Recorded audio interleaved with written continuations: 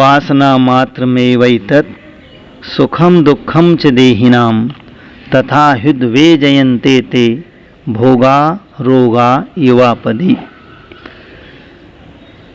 संसार के जो सुख हैं दुख हैं संसारी प्राणियों को, देहधारियों को, वो कैसे हैं वो बताते हैं। देहिनाम, देहधारियों को, संसारी प्राणियों को, एतत् यह, सुखम सुख, चे और दुखम दुख, वासना मात्रम एव, वासना मात्र ही हैं, कल्पना मात्र ही हैं, मृग मरीचिका की तरह ही हैं। वे भोग, वे सांसारिक सुख या सुखों की इच्छाएं जीवों को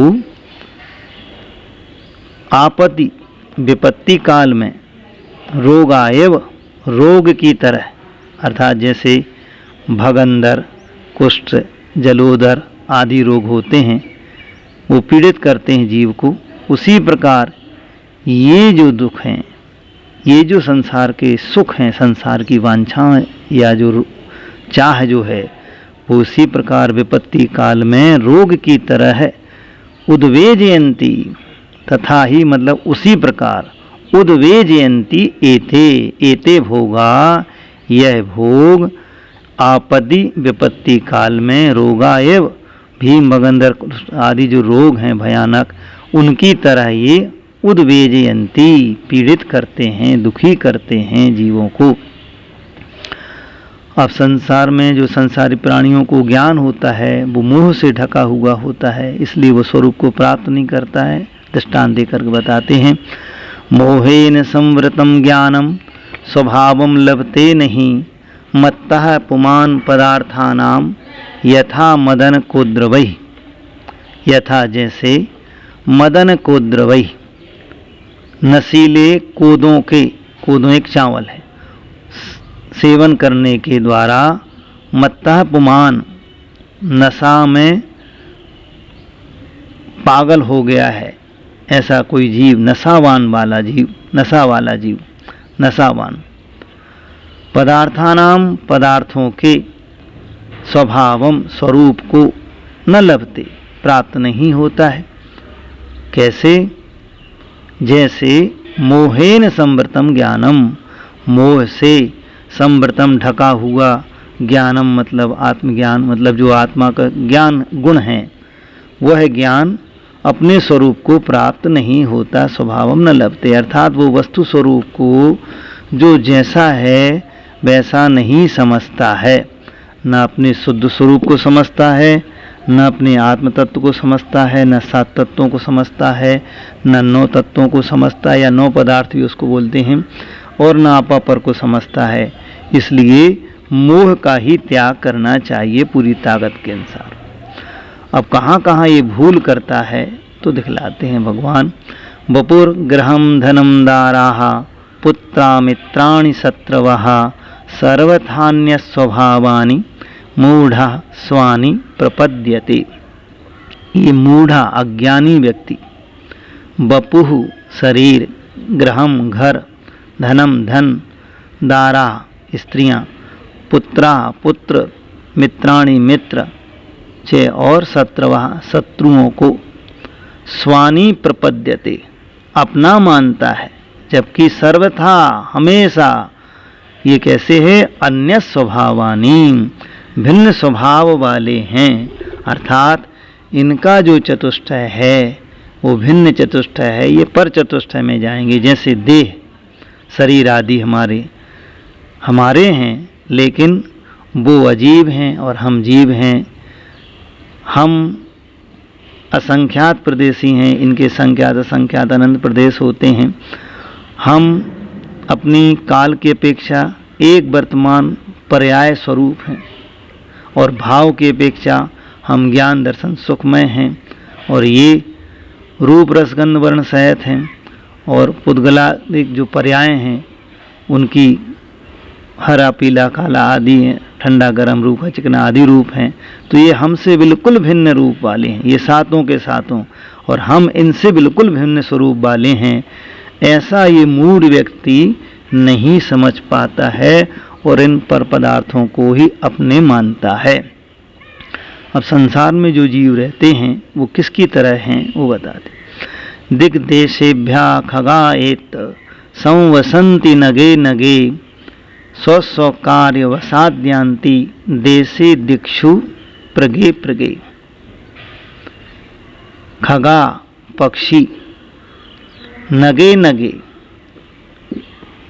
वृक्षों पर, मतलब प्रति वृक्ष पर, प्रत्येक वृक्ष पर, एत आकर के, कहाँ से, दिग देशेभ्या, देशों से और दिशाओं से, या दिशाओं से और देशों से, एत आकर के संवसंती बसते हैं, नगे नगे वृक्ष पर। इसी प्रकार स्वकार्यवशात, अपने अपने कार्य के वश से, प्रगे प्रगे प्रातःकालीन के हो जाने पर, देशे और दीक्षाओं में, दिक्षु मतलब दिशाओं में, यान्ति चले जाते हैं।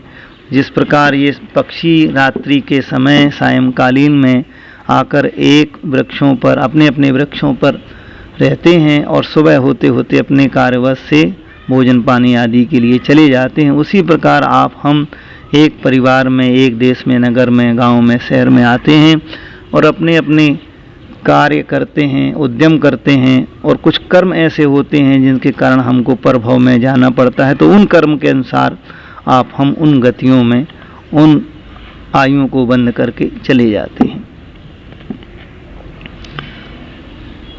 अब दूसरों को जो हम पीड़ा पहुंचाते हैं वो अपने को ही पीड़ा पहुंचाना है, ये बातें हैं। हम दूसरों के हत्यारे नहीं, स्वयं के हत्यारे ही, ये कहते हैं। विराध का कथम हंत्रे जनाय परिकुप्यति त्रयंगुलम पातयन पदभ्याम स्वयं दंडेन पात्यते। विराध का, विराधना करने वाला, कथम कैसे, हंत्रे जनाय जो आपका घात कर रहा है, आप पर प्रहार कर रहा है, उस पर कैसे गुस्सा होता है, कैसे आक्रोश व्यक्त करता है। क्यों? दूसरों पर गुस्सा करने वाला पहले स्वयं अपने आप को क्रोध से जला लेता है। तो दृष्टांत के माध्यम से कह रहे हैं, त्रियंगुलम, 3 हिस्से वाला कोई एक पात्र है, फावड़ा कह दीजिए, या एक तिपाया कह दीजिए, या एक तिकुन कहते हैं, जो गाहनी उड़ावनी आदि में किसान लोग प्रयोग करते हैं।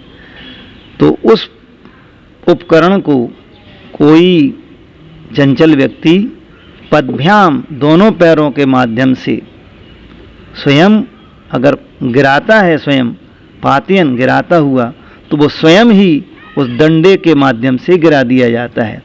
भाव ये भी हो सकता है इसका, आचार्य महाराज का कहना है कि जैसे डंडे के द्वारा तुम उसको गिराते हो तो डंडे को उठाना तो पड़ेगा, तो तुम भी तो गिरोगे, तुम भी तो झुकोगे जड़ पर, इसलिए दूसरों को गिराने से पहले तुम भी तो उनके गिराने के लिए झुकोगे, गिरोगे।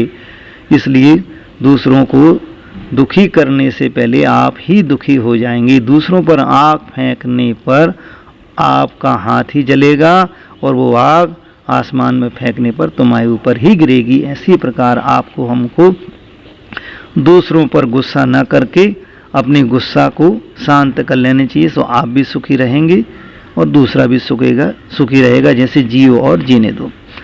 अब ये जीव संसार में किस तरह से भटकता है, वो दृष्टांत मथानी का, पुराने ज़माने में घी निकालने का एक उपकरण है मथानी, उसका दृष्टांत देते हैं और बताते। अज्ञानात् सुचिरम जीवः संसाराब्धौ भ्रमत्यसौ, ऊपर का चरण श्लोक है। राग द्वेष द्वयी दीर्घ नेत्राकर्षण कर्मणा अज्ञानात् सुचिरम जीवः संसाराब्धौ भ्रमत्यसौ। राग द्वेष रूपी द्वयी मतलब एक छोर वाली, दो मुख तो हैं, दो मुख हैं, लेकिन है लंबी, दीर्घ है, वो एक है। ऐसे नेत्र मतलब रस्सी के, आकर्षण मतलब खींचने रूपी कर्मणा कार्य से। क्या अर्थ हुआ? राग द्वेष रूपी दो छोर वाली लंबी नेत्र मतलब रस्सी के आकर्षण खींचने रूपी कर्मणा कर्म से जैसे